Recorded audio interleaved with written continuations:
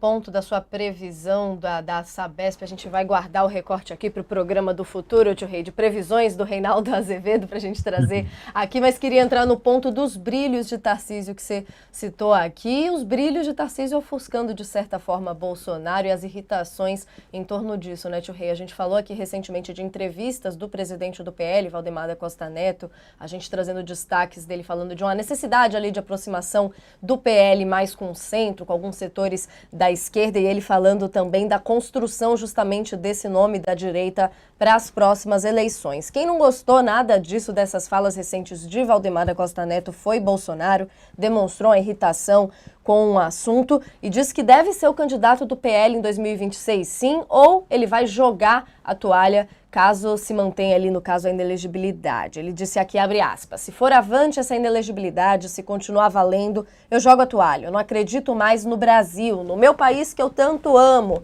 Reinaldo Azevedo, foi a fala do Bolsonaro em uma entrevista em uma rádio. Ele demonstrou essa irritação, rebateu o Valdemar dizendo aqui, eu sei que eu não sou nada no partido, agradeço muito o Valdemar por ser presidente de honra, mas candidato para 2026 é Jair Messias Bolsonaro. A gente vai trazer outros destaques aqui no programa hoje, mostrando a situação do ex-presidente se complicando cada vez mais, mas essa questão da inelegibilidade já é um fato concreto e a gente vê agora essa declaração com o cenário que tem se dado em mais esse capítulo aqui da novela da discussão entre a direita, né, tio Rei? Como que você vê, então, essa resposta de Bolsonaro ao Valdemar da Costa Neto?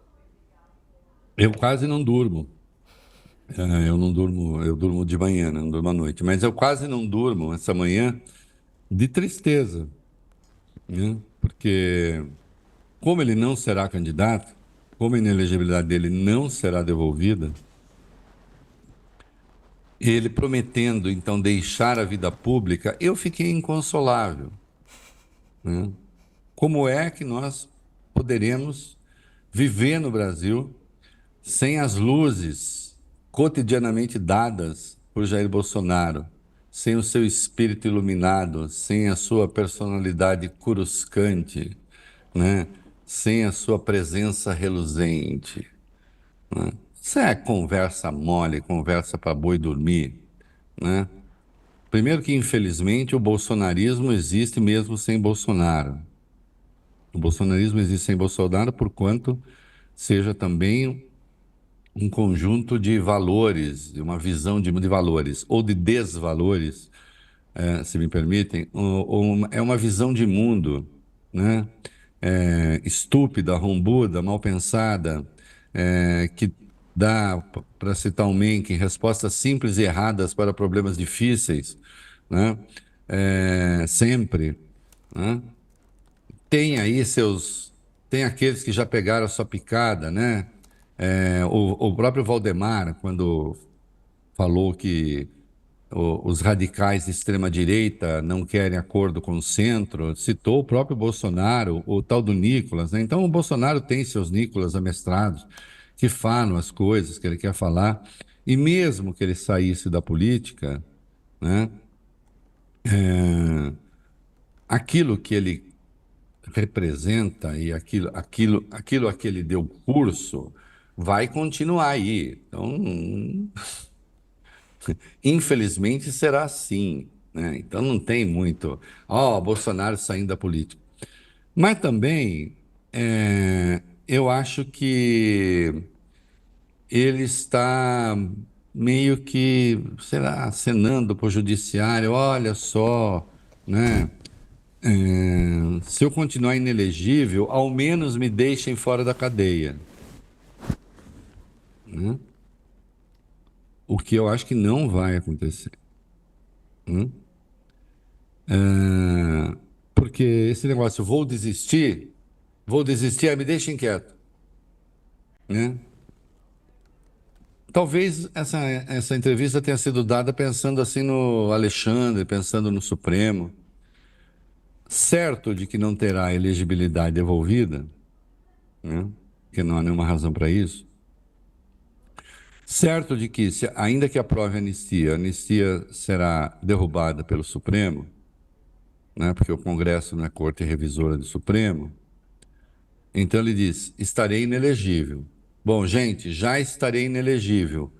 Não tentem me impedir de disputar em 2030, me prendendo, que eu não vou disputar. Eu vou estar fora da política.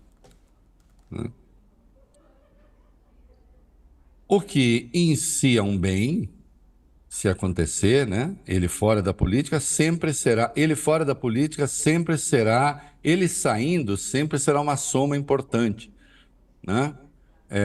Para a política, né? De qualidade, um ganho de qualidade. Né? Não quer dizer que, obviamente, a direita desapareça, né? Ou a extrema-direita desapareça se o Bolsonaro cair fora, né? Não desaparece, continua, né? Continua ali, forte, né? Isso veio para ficar na política, né?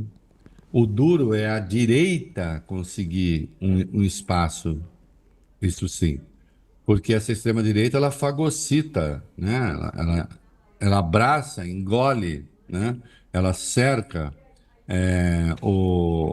a direita, a extrema-direita cerca a direita e absorve a direita, né? Então, vamos ver, né? Kassab fala, olha, somos centro, eu quero ter meu candidato e tal. Não é tão fácil. Fazer um candidato à presidência não é um exercício corriqueiro, né? E é por isso que existe essa coisa com o Tarcísio, que o Bolsonaro, como você vê, mais uma vez tenta evitar. Você vê que ele notou, né, nas críticas do Malafaia, nisso que disse o Valdemar, né?